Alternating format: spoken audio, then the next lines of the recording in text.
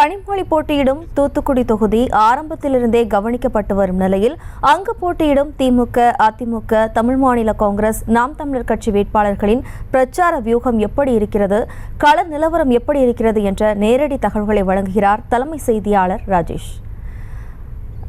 தற்போது திமுக சார்பில் போட்டியிடும் சிட்டிங் எம்பி கனிமொழியின் பிரச்சாரம் எப்படி இருக்கிறது, அது பற்றின தகவலை பதிவு பண்ணலாம்.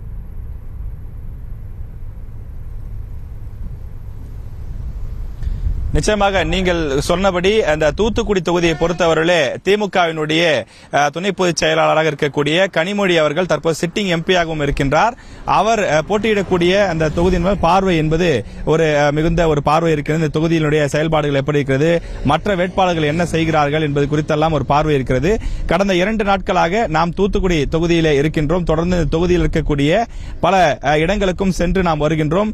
அங்கு செய்யக்கூடிய பிரச்சாரங்களை பார்த்து வருகிறோம். அந்த வகையில் தூத்துக்குடியில் போட்டியிடக்கூடிய திமுக வேட்பாளர் கனிமொழி பொறுத்தவரையில் தினசரி பெரும்பாலும் மாலை நேரங்களில் தான் பிரச்சாரம் செய்கின்றார். அவருக்கு ஆதரவாக அமைச்சர் கீதா ஜீவன், அதே போல தூத்துக்குடி மாநகர மேயர் உள்ளிட்டோர் தங்களுடைய ஆதரவாளர்களோடு களத்தில் இறங்கி மிக தீவிரமாக பிரச்சாரம் செய்கிறார்கள்.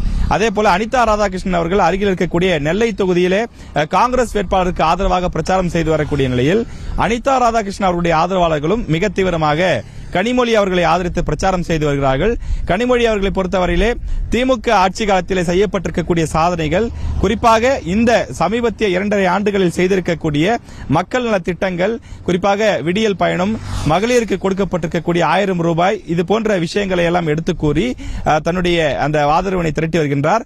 உதயசூரியன் சின்னத்துக்கு வாக்களியுங்கள் என்று சொல்லி தினசரி மாலை நேரங்களில் பெரும்பாலும் பிரச்சாரத்தில் ஈடுபட்டு வருகின்றார்.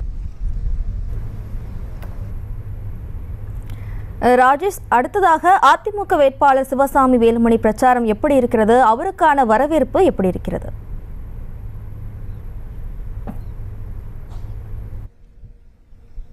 அதிமுக வேட்பாளர் சிவசாமி வேலுமணியை பொறுத்தவரையிலே சென்னையிலே அவர் வடபழனி பகுதியில் ஒரு பிரபல மருத்துவராக இருந்தாலும் தூத்துக்குடி தன்னுடைய பூர்வீகம் என்ற அடிப்படையில் அவர் இங்கே போட்டியிடுவதாக செல்லும் இடமெல்லாம் குறிப்பிடுகிறார். உடன் அந்த கூட்டணி கட்சியை சார்ந்தவர் எஸ்டிபிஐ உள்ளிட்ட கூட்டணி கட்சியை சார்ந்தவர்களெல்லாம் அழைத்துக் கொண்டு கிராமமாக செல்கிறார். அவருக்கு ஆதரவாக உள்ளூரிலே முன்னாள் அமைச்சர்கள் கடம்பூர் ராஜு, எஸ்பி சண்முகநாதன் போன்றோரெல்லாம் அவருக்கு ஆதரவாக பிரச்சாரங்களை செய்து வருகிறார்கள்.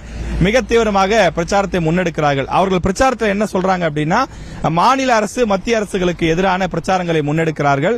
அதே போல கடந்த 10 ஆண்டு காலத்தில் அதிமுக ஆட்சி காலத்திலே செய்யப்பட்டிருக்கக்கூடிய சாதனைகள் என்ன, தூத்துக்குடியுடைய வளர்ச்சிக்கு அதிமுக என்னென்ன பங்கிட்டு இருக்கின்றது என்பது பற்றியும், தன்னை எம்பியாக தேர்வு செய்தால் நான் என்னெல்லாம் செய்வேன் அப்படின்னு சொல்லியும் சிவசாமி தினசரி பிரச்சாரத்தை மேற்கொள்றார்.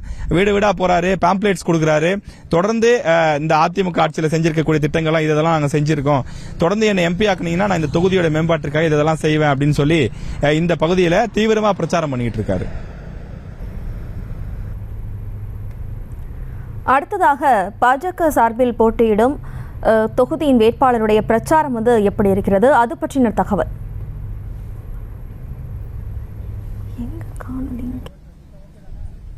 நிச்சயமாக பாஜகவினுடைய அந்த கூட்டணி கட்சி சார்பில் தமிழ் மாநில காங்கிரஸ் கட்சியினுடைய வேட்பாளராக விஜயசீலன் என்பவர் இந்த பகுதியில் போட்டியிடுகின்றார்.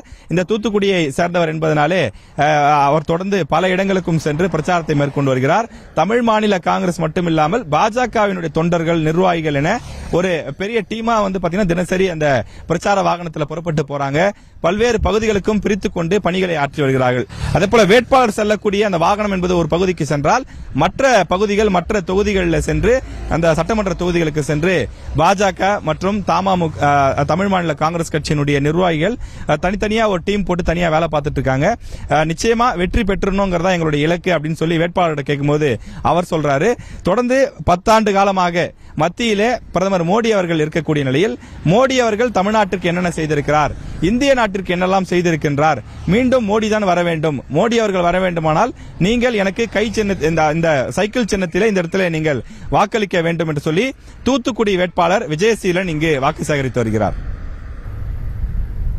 கள நிலவரங்களை முழுமையாக பதிவு செய்தமைக்கு நன்றி ராஜேஷ். செய்திகளை உடனுக்குடனும் துல்லியமாகவும் தெரிந்து கொள்ள சப்ஸ்கிரைப் பண்ணுங்க.